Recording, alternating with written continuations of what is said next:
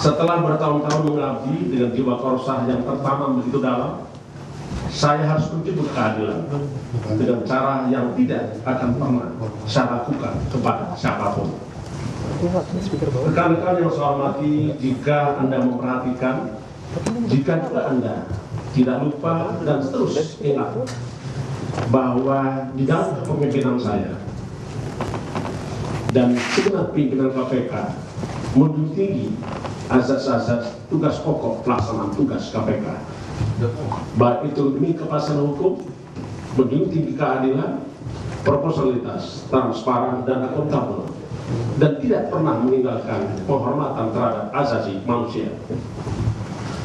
Hak atas kemanusiaan dan kepastian hukum teruslah KPK jaga dan dijamin oleh KPK serta terus diberikan. Itulah komitmen saya kepada negeri ini. Saya sangat terbuka atas kebebasan, interpretasi, dan ekspresi penyiaran informasi. Saya juga memahami respon publik. Semoga seluruh masyarakat Indonesia selalu bisa bangkit dari titik nadir hidupnya masing-masing, terutama ketika pengabdian dan korsahnya diuji sebagai aparat penegak hukum. Saya menyatakan di setiap kesempatan bahwa saya tidak pernah melakukan pemerasan kepada siapapun, dan saya juga tidak pernah terlibat terkait dengan suap menyuap dan gratifikasi kepada siapapun.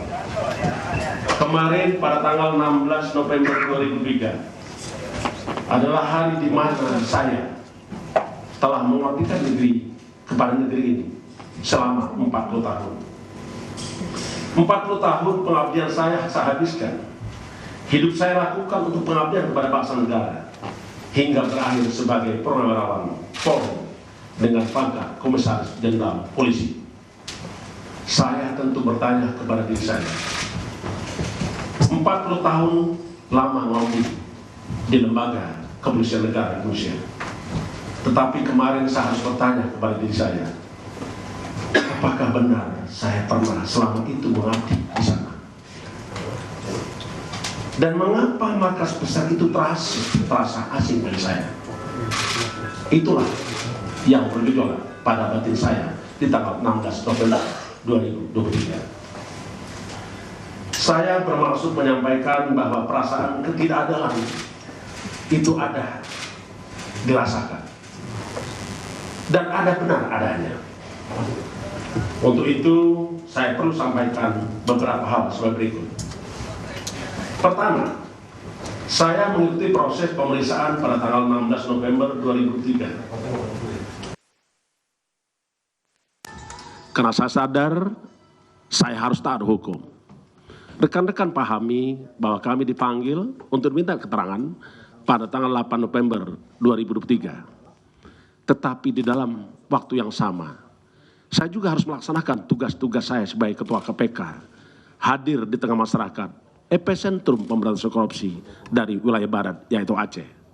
Sehingga saya harus berangkat ke Aceh.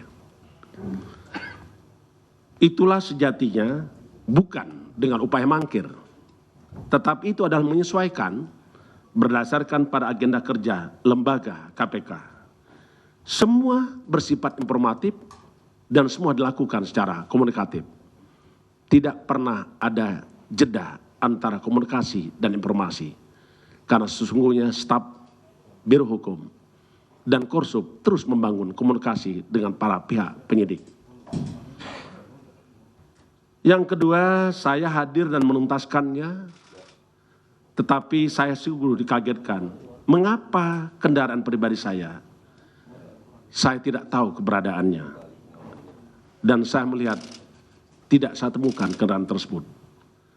Sehingga seseorang menyampaikan kepada saya untuk meminjamkan mobil pribadinya kepada saya dan mengantar saya keluar dari tempat.